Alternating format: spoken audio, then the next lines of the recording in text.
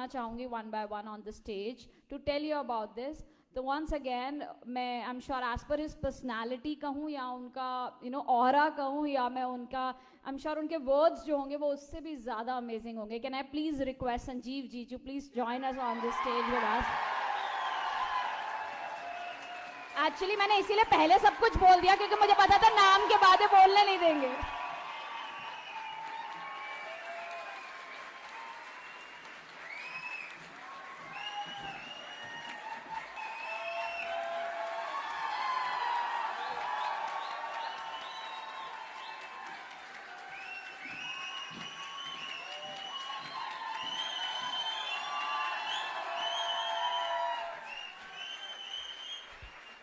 Thank you.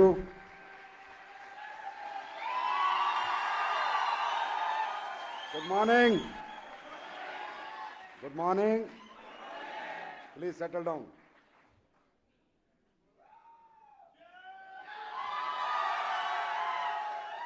Thank you so much for this warm welcome. और ये industry तो जोशीली industry है, तो ये तो जहाँ भी होंगी वहीं जोश में होंगे. मतलब किसी के मरे में जाएंगे तो भी रोके नहीं जाएंगे. ये इंडस्ट्री का अलग ही, इस इंडस्ट्री में काम करने वाले लोगों के एनर्जी लेवल कुछ अलग ही होता है. तो सबसे पहले good morning once again to all of you and thanks for this opportunity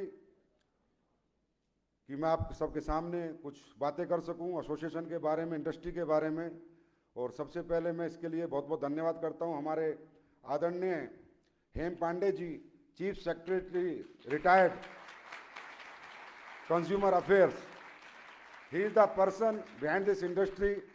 आज हेम पांडे जी को जितने मतलब आप लोग शायद कम जानते हैं या नहीं जानते, जो लोग जानते हैं उन्हें पता होगा कि 2017 की डायरेक्ट सेलिंग की गाइडलाइंस के जो फाइनल सिग्नेचर हुए थे, ही is the dignity, he is the person. जो इंडस्ट्री बेनाम थी 22 साल से, जिस इंडस्ट्री की कोई पहचान नहीं थी, उसको पहचान दिलाने वाले मिस्टर हेम पांडे सर आज हमारे बीच में. तो सर बहुत बहुत धन्यवाद आपका, थैंक यू सो मच. और इंडस्ट्री के बारे में अच्छी अच्छी बातें करने वाले, इंडस्ट्री की अचीवमेंट्स की बातें करने वाले, लोगों को इंडस्ट्री के बारे में अवेयर करने वाले के पितामह मेरे mister Surendra Vats sir, thank you so much for this opportunity. और बहुत ही मेहनती और बहुत ही कर्मठ मिस्टर पवनदीप अरोड़ा जी, जिन्हें देख के हम भी इंस्पायर होते हैं, रोज कहीं ना कहीं मीटिंग लेते रहते हैं, थैंक यू सो मच. और केमिकल फ्री दार्जुब 9 mister Jitendra Dagar ji, thank you so much for this opportunity. और मिस्टर अत्री जी बहुत बहुत धन्यवाद. और Sanjeev Kumar ji, Yogeshwar Vipin sir, thank you so much. दोस्तों, ADCI association of direct selling entities of India, ये एसोसिएशन की आज ग्रांड समिट है. मैं कहूँगा इस एसोसिएशन की आज लॉन्चिंग है. ये एसोसिएशन क्यों बनी, इसके पीछे क्या विजन है, क्या मिशन है, वो आप सबको जानना बहुत ज़रूरी है. तभी आप इसका प्रचार प्रसार करेंगे और तभी आपके मन में एक अच्छी फीलिंग आएगी कि मैं यहाँ पर क्यों आया हूँ, इतनी दूर से मुझे बुलाया गया है. तो मैं जो आया हूँ, जो आज मेरा दिन है, वो किस मिशन में आज था, किन लोगों के साथ था और कहाँ मैंने आज अपना ये कीमती समय दिया, बहुमूल्य समय दिया. दोस्तों, हमारी इंडस्ट्री 1996 से भारत के अंदर है, आज 2021 आ गया. आज भी हमारी इंडस्ट्री की वो पहचान नहीं है, वो सम्मान नहीं है जो समाज के अंदर होना चाहिए था. आज इस इंडस्ट्री में लाखों लोग आए, करोड़ों लोग आए, कुछ अचीवर बने, कुछ फेलियर बने, वो हर जगह चलता है. लेकिन फिर भी इंडस्ट्री अपने आप को रिकॉग्नाइज नहीं करा पाई. ये इंडस्ट्री आज भी एक यंगस्टर के दिल में नहीं बस पाई. आज यंगस्टर बीटेक कर रहा है, एमटेक कर रहा है, एमबीबीए कर रहा है, बीबीए कर रहा है, पर अगर उसे मैं कहूं कि बेटा डायरेक्ट सेलिंग कर रहे हो, तो कहीं ना कहीं कहता है ये काम तो अलग तरह के लोगों का, ये काम तो मतलब इसे मतलब फर्स्ट क्लास नहीं, थर्ड क्लास नजरों से देखा जाता है. क्यों? क्योंकि ये इंडस्ट्री अपने आप को कभी रिकॉग्नाइज नहीं कर पाई. आज समाज में आप लोग कितना ही बड़ा पैसा कमा लें, कितनी बड़ी गाड़ियां रख लें, आप अपने गांव में जाएं तो अगर आप आईएएस बन जाते, आईपीएस बन जाते या पुलिस इंस्पेक्टर भी बन जाते, तो 4 गांव में पता चलता है कि वो लड़का पुलिस इंस्पेक्टर बना और लोग आपको रिगार्ड और रिस्पेक्ट से देखते हैं. आप फरारी अचीव कर लेते तो भी लोग आपको रिगार्ड और रिस्पेक्ट नहीं देते. क्यों? क्योंकि ये इंडस्ट्री की इमेज कहीं ना कहीं नेगेटिव है, कहीं ना कहीं अपने आप को रिकॉग्नाइज नहीं कर पाई. लेकिन बहुत प्रयत्न और बहुत प्रयास हमारे सीनियर्स ने किया है, जो इंडस्ट्री के लोग हैं, और करके उन्होंने, और शुक्र है भगवान का कि उस दिन उस चेयर के ऊपर हेम पांडे जी थे, जिन्होंने इस इंडस्ट्री को समझा, जिन्होंने इसके लिए डायरेक्ट सेलिंग की गाइडलाइंस बनाई। इवन गवर्नमेंट ऑफिसर्स की ये हालत थी कि हम लोग जाते थे बताने, ये भी इंडस्ट्री है, ये भी रोजगार जनरेट करती है, ये भारत का अनएम्प्लॉयमेंट खत्म कर सकती है, ये इंडस्ट्री बहुत बड़ा काम कर सकती है, बहुत बड़ा रेवेन्यू दे सकती है गवर्नमेंट को। तो कोई ऑफिशियल सुनने को तैयार नहीं थे। पर वो thanks to god and thanks to our seniors कि उस टाइम पे हेम पांडे सर जी वहां पर मेन चेयर पे थे और उन्होंने इंडस्ट्री की पावर को समझा, कहीं ना कहीं गाइडलाइंस आई और आज इस इंडस्ट्री के रूल्स भी कहीं ना कहीं बन रहे हैं। लेकिन उसके बावजूद भी ये इंडस्ट्री अपने आप को रिकॉग्नाइज नहीं कर पाती। आज एक नेटवर्कर एक कैरियर लगाता है, फ्यूचर लगाता है, बहुत सारे लोग नौकरियां छोड़ के आते हैं, बहुत सारे लोग बड़े बड़े कैरियर छोड़ के आते हैं, लेकिन उन्हें अपना फ्यूचर सिक्योर नहीं लगता। किसी भी कंपनी के साथ, किसी भी कंपनी के साथ उन्हें एक डर लगा रहता है, पता नहीं कल क्या होगा, क्योंकि कहीं ना कहीं अनएथिकल प्रॉब्लम कंपनीज के साथ आई। बड़ी लीगल कंपनियां थी, जैसे मैं आपको एक आरसीएम का उदाहरण देता हूं। 2012 में आरसीएम इतनी शानदार कंपनी, आज मैं कहूंगा हिंदुस्तान को डायरेक्ट सेलिंग का आईना दिखाने वाली कंपनी, उस कंपनी को 2011 के अंदर बैन कर दिया गया, जो कि प्रोडक्ट बेस्ड काम कर रही है, जिसके अंदर कोई इन्वेस्टमेंट प्लान नहीं, नथिंग। वो तो आरसीएम के अंदर योद्धा थे मिस्टर सुरेंद्र वत्स, जिन्होंने 1 साल प्रदर्शन किया, 1 साल वहां पर जयपुर के ग्राउंड में पड़े रहे और अपनी कंपनी को रीओपन कराया। तो इस तरह की प्रॉब्लम से समाज में कहीं ना कहीं इंडस्ट्री के प्रति फेथ खत्म हुआ कि यार ये किसी भी कंपनी के साथ कभी कुछ भी हो सकता है, कोई प्रोडक्ट बेस नहीं। उसके बाद इन्वेस्टमेंट प्लान की कंपनीज आई। कुछ लोगों ने 6-6 साल, 8-8 साल, 10-10 साल मेहनत करके पसीना बहा के नेटवर्क बनाया। एक कंपनी आई हिसार की, फ्यूचर जिसका नाम था, पूरा फ्यूचर मेकर बोलता हूं डंके की चोट पे, ठीक है। वो कंपनी आई, बड़ी बड़ी कंपनियां जो प्रोडक्ट बेस्ड कंपनियां थी उनको रातों रात उसने खत्म किया, बड़े बड़े लीडर्स के नेटवर्क खत्म किए। इन्वेस्टमेंट प्लान, एक ऐसा लालच कि हर महीने तनख्वाह मिलेगी। लोगों ने 10-10 साल कंपनियों में काम किया था प्रोडक्ट बेस में, लेकिन उनका कैरियर देखा रातों रात चौपट। 2 साल तक उसने पैसा दिया। फिर एक कंपनी आई थी बाइक चलाने वाली, है ना, उसका भी इंजन सीज हुआ। फिर तो आज भी कई सिक्का उछाल रहे हैं, सिक्के वाली कंपनियां चल रही हैं। तो इन सबको कौन रोकेगा, कैसे रोके? कोई इंडिविजुअल कंपनी नहीं रोक सकती, इनको रोक सकती है संगठन में शक्ति। सारी कंपनियां एक हो जाएं, हिंदुस्तान की सारी लीगल कंपनियां एक हो जाएं, सारी लीगल कंपनियां एक प्लेटफॉर्म पे आए। मैं तो कहूं एक ही प्लेटफॉर्म पे आए और इन इलीगल कंपनियों के खिलाफ लड़े।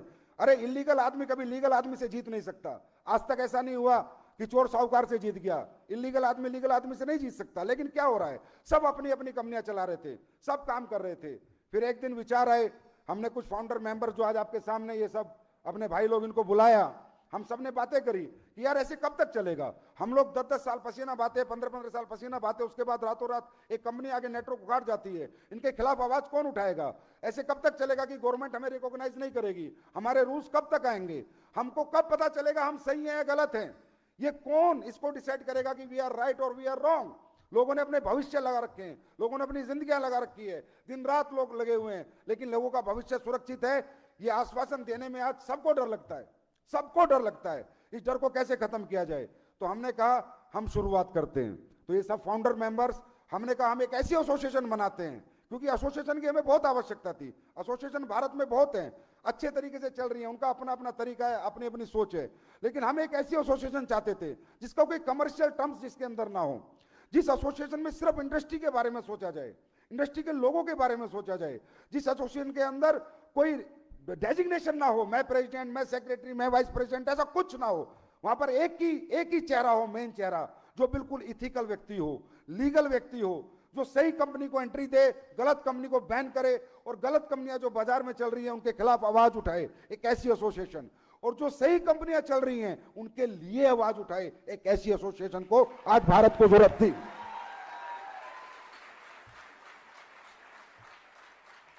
बहुत सी सही कंपनियां होती हैं, उनके साथ बहुत कभी कभी छोटी मोटी चीजें होती रहती हैं। कहीं पुलिस वाले को लालच आ गया, कहीं किसी को लालच आ गया, कहीं कोई करता है भाई ये कर दो, इनका ये कर दो, क्योंकि इतना पैसा कमाते देखते हैं।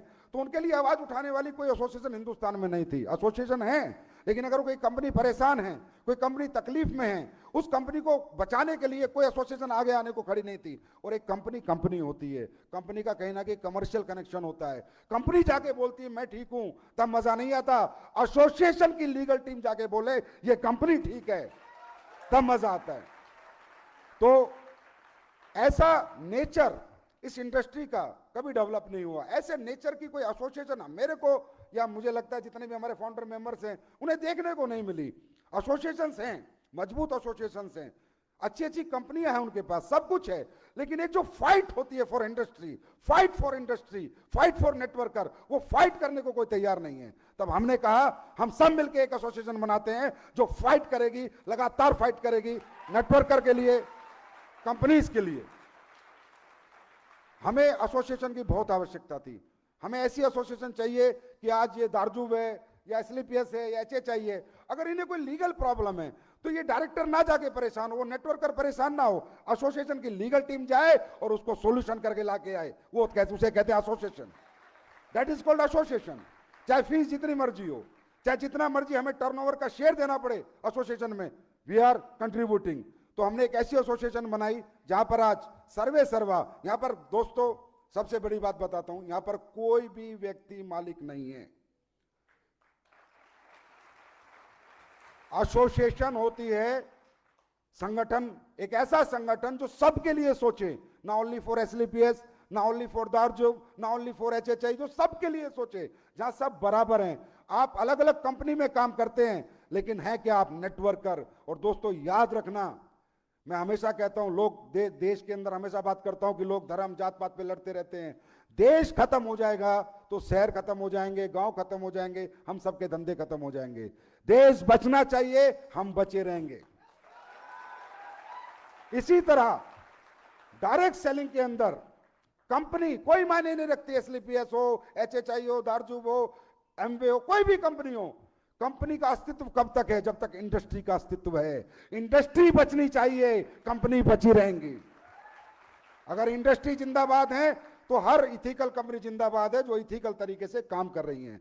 उसके लिए हमें बहुत जरूरत थी एक एसोसिएशन की, एक ऐसे व्यक्ति की जो हमें गाइड कर सके, एक ऐसी पर्सनैलिटी की जो हमेशा सच के साथ काम करें। हमने बहुत रिक्वेस्ट की और हम हेम पांडे सर के पास सारे लोग मिलके गए।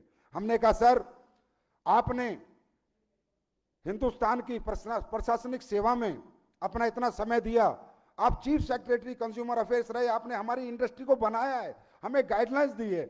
मुझे लगता है सर आपसे ज्यादा समझदार व्यक्ति हमें कोई नहीं मिलेगा, तो प्लीज सर अब इस रिटायरमेंट में एक ऐसा सेवा का काम कर जाएं जहां करोड़ों लोगों में आप पूरी जिंदगी बसे रहें।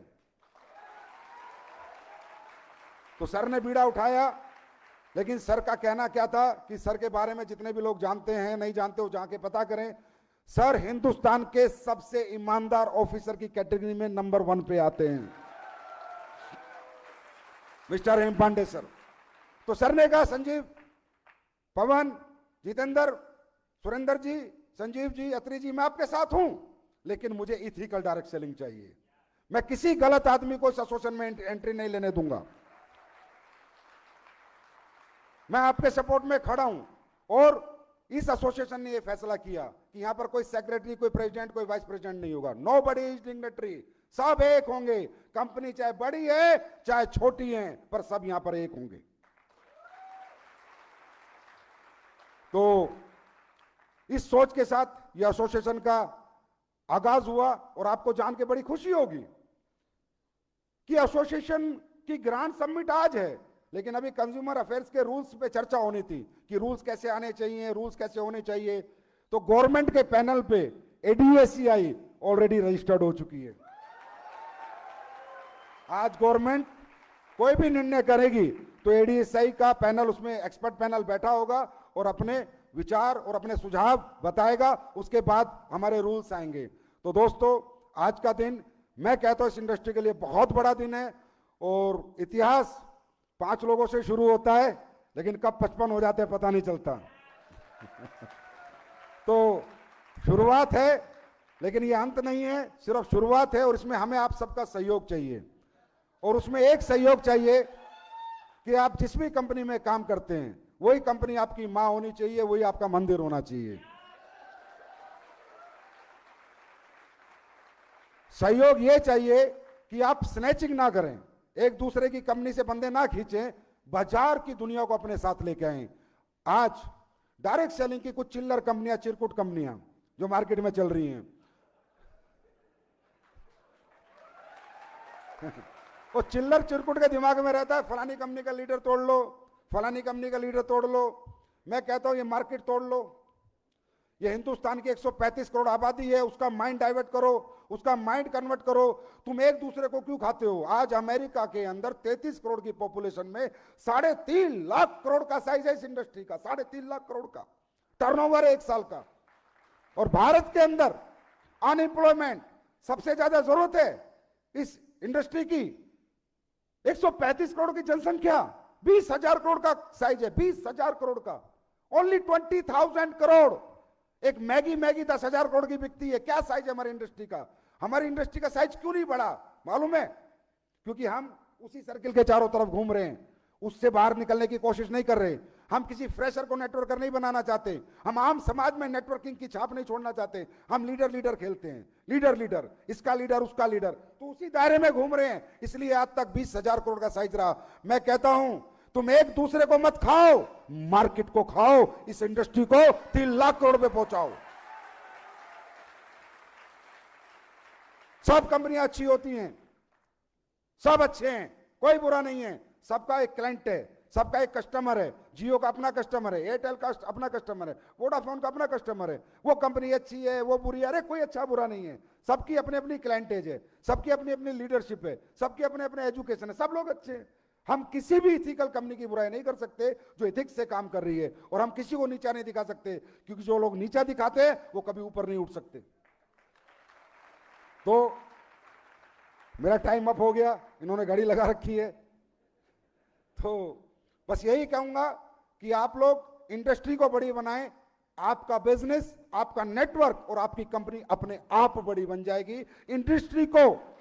इंडस्ट्री को प्रेफरेंस दे, प्रायोरिटी इंडस्ट्री को दें, इंडस्ट्री के खिलाफ काम ना करें, इंडस्ट्री के लिए काम करें। और जब भी इंडस्ट्री के लिए आपको कहीं बुलाया जाए, जैसे आज आ गए वैसे हमेशा आते रहे। और आज के बाद हिंदुस्तान की हर फेसबुक, हर व्हाट्सएप, जितना सोशल मीडिया खेलना है खेलो। ADSI आज अभी से अगले 2 घंटे में कन्याकुमारी तक पहुंच जानी चाहिए। 2 घंटे में हिंदुस्तान के हर नेटवर्कर को, हर कस्टमर को पता चलना चाहिए कि हिंदुस्तान की सबसे ईमानदार एसोसिएशन का जन्म हो चुका है। Thank you so much, wish you all the best. Thank you.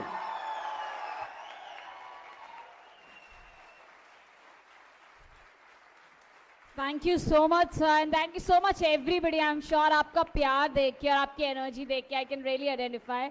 I am sure काफी लोग चाहते थे कि सर बोलना ना रुके, but we have lot many people जो आपको और भी एस्पेक्ट्स के बारे में बताएंगे। Once again congratulations to everybody. We finally launched officially statement